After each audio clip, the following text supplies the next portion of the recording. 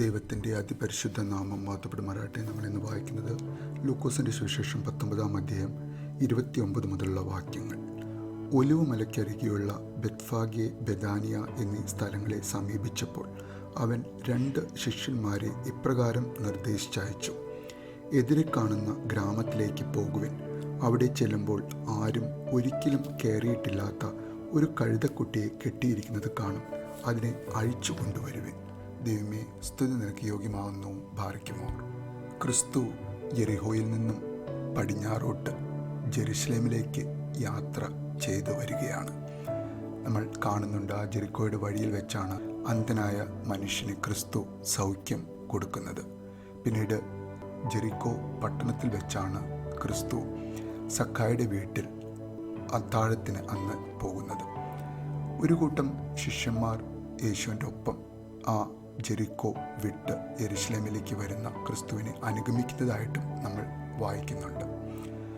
യഹൂദന്മാരുടെ അതിവിശുദ്ധ ദേവാലയം സ്ഥിതി ചെയ്യുന്ന ജെറുസലേമിലെ ടെമ്പിൾ മൗണ്ട് എന്നറിയപ്പെടുന്ന ഒരു മല, ആ മലയുടെ കിഴക്ക് വശത്തുള്ള മലയാണ് ഈ ഒലിവു മല. ഏകദേശം 300 അടി ഉയരമുള്ള ഈ മല, ജെറിക്കോയിൽ നിന്നും വരുന്ന ഓരോ ആളുകളും ആ മല കയറി വരുമ്പോൾ ആ മലയുടെ മുകളിൽ നിന്ന് കഴിയുമ്പോഴാണ് ആദ്യമായി അവർക്ക് ദേവാലയത്തിൻ്റെ ഒരു ദർശനം കിട്ടുന്നത്. 10,000-കണക്കിന് തീർത്ഥാടകർ പെസഹ പെരുന്നാളിൻ്റെ കാലത്ത് ജെറുസലേമിൽ തടിച്ചുകൂടുമ്പോൾ അന്തിയുറങ്ങുന്നത് ഈ ബെഥാനിയയിലും ഒലിവുമലയിലുമൊക്കെയാണ്. ബൈബിളിൽ നമുക്ക് പല സ്ഥലങ്ങളിൽ അതിനെക്കുറിച്ച് നമ്മൾ വായിക്കുന്നുണ്ട്.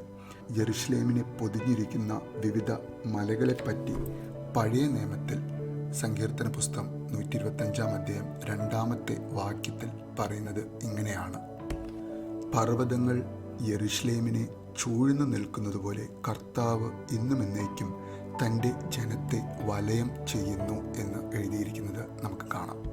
മറ്റൊരിടത്ത് 2 ശമൂവേൽ 15-ാം അധ്യായം 30-ാമത്തെ വാക്യത്തിൽ കാണാം, ദാവീദ് നഗ്നപാതനായി തല മൂടി കരഞ്ഞുകൊണ്ട് ഒലിവുമലയുടെ കയറ്റം കയറി. അവനോട് കൂടിയുള്ളവരെല്ലാം തല മൂടിയിരുന്നു. അവരും കരഞ്ഞുകൊണ്ട് അവനെ പിന്തുടർന്നു എന്ന് ഈ ഒലിവുമലയെക്കുറിച്ച് എഴുതിയിരിക്കുന്നത് നമുക്ക് കാണാൻ സാധിക്കും പഴയ നിയമത്തിൽ. ആ ഒരു സംഭവം സ്വന്തം മകൻ അബ്ശലോം തന്നോട് ഏറ്റുമുട്ടാൻ തുനിഞ്ഞപ്പോൾ ദാവീദ് രാജാവ് ദുഃഖത്തോടെ ഈ ഒലിവുമലയിലേക്കാണ് കയറിപ്പോയത്.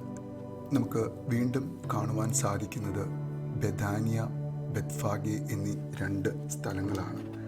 ഈ ബെഥാനിയ, യോഹന്നാൻ്റെ സുവിശേഷം 11-ാം അധ്യായത്തിൽ ബെഥാനിയെക്കുറിച്ച് വളരെ വ്യക്തമായിട്ട് എഴുതിയിട്ടുണ്ട്. നമുക്കറിയാം, ലാസറിനെ ഉയർപ്പിച്ച സ്ഥലം, ജീവൻ്റെയും മരണത്തിൻ്റെയും മേൽ തനിക്കുള്ള അധികാരത്തെ യേശു വെളിപ്പെടുത്തിയ സ്ഥലമാണ് ബെഥാനി. തൻ്റെ മരണത്തിന് ഏതാനും ദിവസങ്ങൾക്ക് മുൻപ് ഈ ബെഥാനിയിൽ വെച്ചാണ് ശീമോൻ എന്ന കുഷ്ഠരോഗിയുടെ വീട്ടിലിരിക്കുമ്പോൾ യേശുവിൻ്റെ തലയിൽ ഒരു സ്ത്രീ തൈലാഭിഷേകം നടത്തുന്നത്. അങ്ങനെ ബെഥാനിയ എന്ന സ്ഥലം എല്ലാം കൊണ്ടും യേശുവിൻ്റെ ജീവിതത്തിൽ വളരെ പ്രാധാന്യമുള്ള ഒരു സ്ഥലമാണ്. പിന്നീട് ബെത്ഫാഗെ എന്ന സ്ഥലം, അവിടെയാണ് യേശു കഴുതക്കുട്ടിയുടെ മുകളിൽ കയറി യെരുശലേം ദേവാലയത്തിലേക്കുള്ള തൻ്റെ യാത്ര ആരംഭിക്കുന്നത്. വിശുദ്ധ മത്തായിയുടെ സുവിശേഷം 21-ാം അധ്യായം 1 മുതൽ 11 വരെയുള്ള വാക്യങ്ങളിൽ നമ്മളത് വായിക്കുന്നുണ്ട്.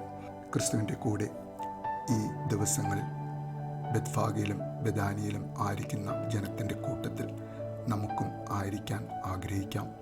അവനെ യെരുശലേമിലേക്ക് അനുഗമിക്കുന്ന ആ ബാലവൃദ്ധം ജനത്തിൻ്റെ കൂടെ ക്രിസ്തുവിനെ കണ്ടും കേട്ടും മനസ്സിലാക്കിയും പഠിച്ചും ആ ജനം ക്രിസ്തുവിനെ എങ്ങനെ അനുഗമിച്ചുവോ ആ ഒരു മൈൻഡോടുകൂടി ക്രിസ്തുവിനെ അനുഗമിക്കുവാനും ഓരോ ദിവസവും ക്രിസ്തുവിനെ പിൻചൊല്ലുവാനും നമുക്ക് ഓരോരുത്തർക്കും സാധിക്കട്ടെ എന്ന് പ്രാർത്ഥിക്കുന്നു. നല്ലൊരു ദിവസം നേരുന്നു.